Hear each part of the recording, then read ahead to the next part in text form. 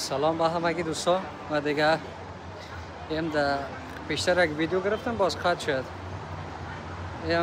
به ادامه همون ویدیوست دیگه بالاخره رسیدیم همون جایی که گفتم خیلی دیدنی است. منظرهای بلند داره شما ببینید دیگه. در بیجینگ اینی که است خیلی بلند است، ساختمان‌های بلند. بکنید شما هوا هم بسیار امروز هوای خوب است، کم کم باران و رحمت پروردگار است دیگه. آمده رئیسو دیگه خواستم از همینجا یک ویدیو بکنیم شما هم ببینین و لذت ببرین.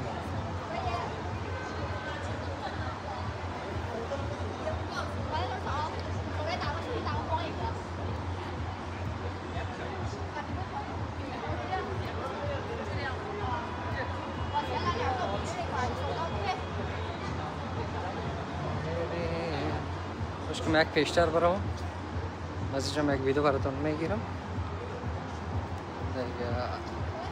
سعی بکنیم وطن دوستا دیگه. امیدوارم خوشتان بیاد. با امید روزی که افغانستان ما و شما هم دیگه همو تو آباد و سربلند و دیگه همو تو تعمیرهای بلند انشالله با امید روزی که در تمام ولایات افغانستان دیده شود.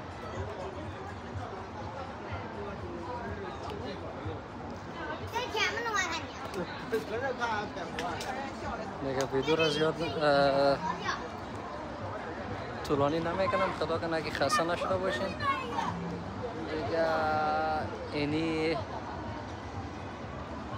ساختمان هست دیگه، جو مردم ها برای عکس میگیرن. این دخترک هم عکس گرفته رئیسه دیگه.